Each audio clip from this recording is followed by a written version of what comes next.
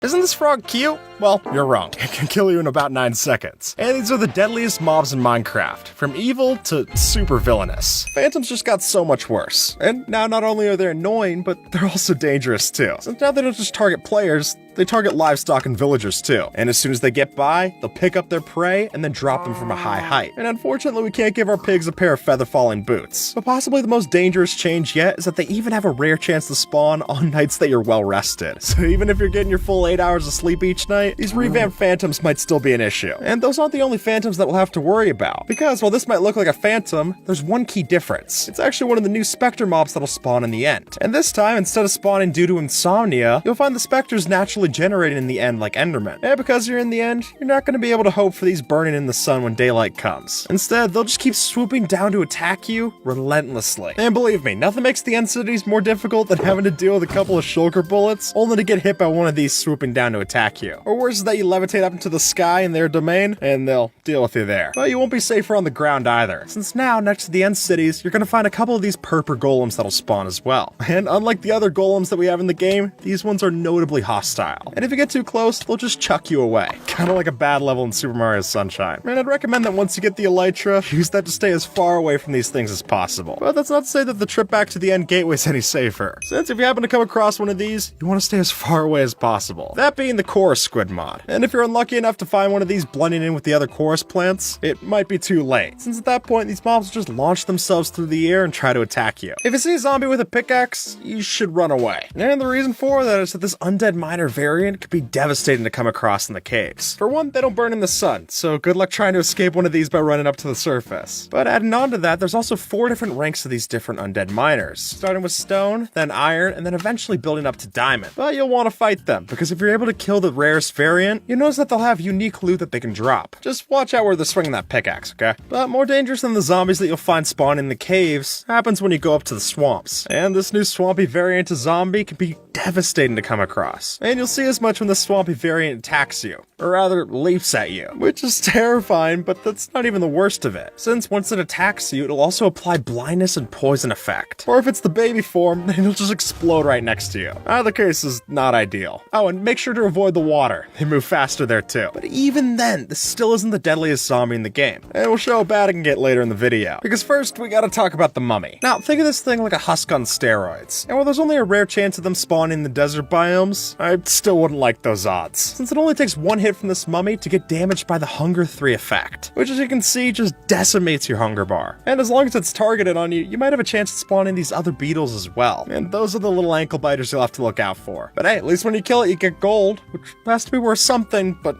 not dealing with this. There's easier ways to get gold. Be careful going next to that shipwreck, since now this could just be home to the new zombie and skeleton variants of the shipwreck monsters. And all of those will spawn from the shipwreck's captain known as Deadbeard, which I gotta say is an apt title. And Deadbeard in particular is something of a mini-boss in this game. Not only does he have a bunch of health and knockback resistance, but even when you do manage to get to low health, that's when things get risky. Since then, Deadbeard will take out a TNT barrel, and if you don't kill it in 5 seconds, it'll just explode and leave no drops for you to pick up. So if you see this, kill it fast. Otherwise, it was all for nothing. Do not let a zombie get too close to lava, since now they'll have the chance to turn into a new burned mob. And now the thing's basically got fire aspect. Every time that it attacks you, it'll catch you on fire. But believe me, if it was bad enough when this thing touches lava, it gets even worse when it touches water, since doing that will just turn it into its obsidian form. At that point, it's immune to projectiles and resistant to fall damage. Oh, not to mention it also hits harder and takes less knockback, in case you didn't feel lucky enough. But if you manage to kill one of its variants, you will get this new kind of rotten flesh, which is actually useful. You can use it as a furnace fuel. Just be careful eating it. It could also catch you on fire. This mob is extremely rare, but if you see it, don't feel lucky, since even though there's only a small chance of this generating during thunderstorms, this new monster called the Immortal is a deadly opponent. For one, all of his attacks can cause a lightning strike, and then he also has the chance to buff up other zombies around him into more powerful variants. Plus, the closer you get to killing him, the faster he gets, so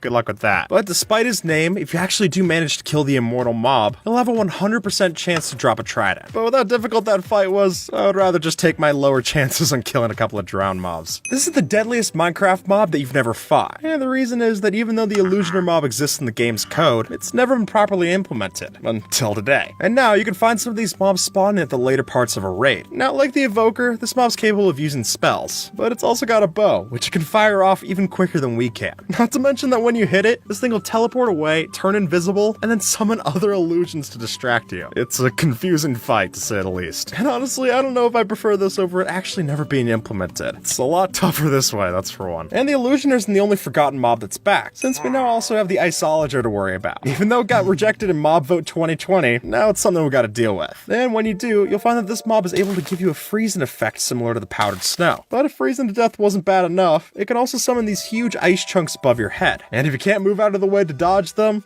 that's gonna be a rough crash. Though if you don't have Soak Touch, you can always kill a couple of these mobs and get yourself some blue ice, which is a lot quicker than having to mine the 81 ice to craft one of these otherwise. And our final forgotten mob comes in with the toughest yet, the Wildfire. Or as it was called back in the Mob Vote of 2017, the Hovering Inferno. Now, this looks like a blaze, but you wouldn't want to get the two confused, since this is a much more deadly opponent to come across. And you'll see as much when you get hit by its Fireball Wave attack, which, might I also add, only gets stronger the less health it has. But these are worth fighting, not only for the blaze rods they drop, but also that it has a small chance to drop its own Inferno helmet, which, when you wear it, that'll give you extra protection against fire damage. You'll just have to sustain a lot of fire damage to get it. Here's why you should be thankful skeletons use bows and not swords, since these new grave metal skeletons can be incredibly deadly. And what's grave metal? Well, it's a new material that adds in armor defense that's only slightly less than diamonds, which already makes them tough to kill, but that gets even more dangerous considering that they can also use grave metal for their melee weapons. So why even bother with them? Well, if you kill them, they'll have a chance of dropping some part of the grave metal to use. And once we smelt that, we're able to get ourselves an ingot to make our own, which finally gives us an alternative to regular iron farms. You're just gonna have to work for it. These frogs might look cute, but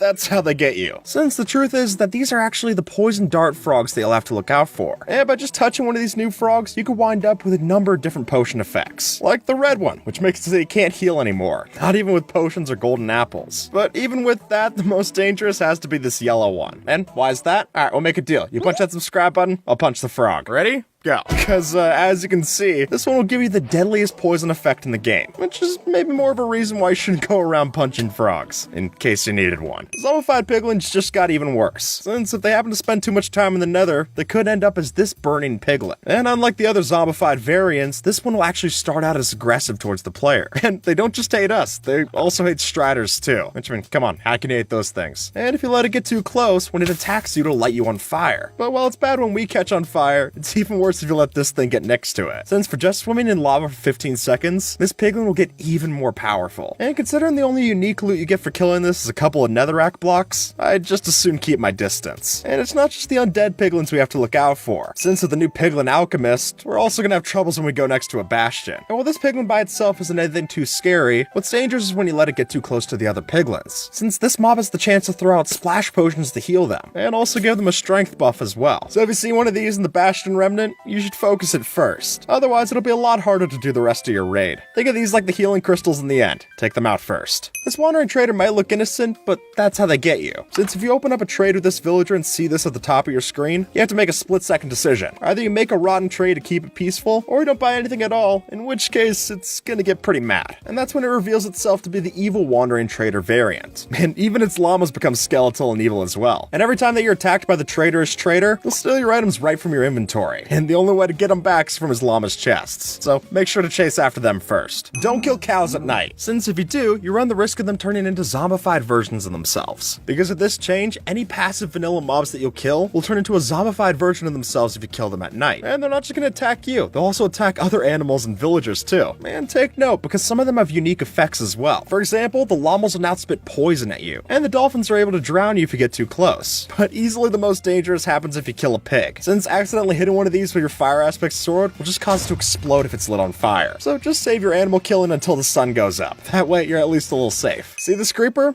Well, if you can't, that's kind of the point. Since now, creepers have the scary ability to blend into their environment, making them much scarier to come across in the caves. And folks, there isn't just a few blocks that they can turn into. The amount of compatibility that this adds in is shocking to say the least, even giving them the ability to blend in with leaves, cobwebs, and glass. And that last one's the scariest, let me tell you that. But given the fact that creepers used to blend in with the alpha grass texture, who knows, maybe this is more intentional. And to me, that's even scarier. When Notch is still working on the game, he originally planned for spiders to be able to spread webs, but that was mentioned all the way back in 2009, and obviously it never made it into the game, until now. And with this, both spiders and their cave spider variants are able to produce webs in the players nearby. And that not only makes these a lot more annoying to deal with, but it also makes it a lot more annoying to clean up after you've killed them. So just remember that if you use a water bucket, you're able to easily get rid of cobwebs like this. Believe me, that's a lifesaver when you have to deal with it. What's worse than a creeper exploding? Well, apparently, it's the opposite. Since if you get too close to this creeper and let it explode, then that explosion will cause the blocks within range to flip upside down, which is somehow even worse for your builds. And now instead of just having to patch up a creeper hole, you'll instead have to tear down all this inverted mess, which is annoying to deal with, but that might just open up the perfect opportunity for a prank. Depends on how evil you are, I guess. What if I told you that there's no more passive mobs? Now, don't get me wrong, chickens, cows, and pigs are still in the game, but they sure aren't passive. Since now, these mobs that we thought of as being peaceful are actually gonna fight back, which makes it a lot more annoying to farm these mobs than it ever has been before. But with how much trouble we put villagers through in the past, I honestly can't blame them for evening the scores. And with that, folks, YouTube thinks that you might like this video, so see if they're right and have a good one,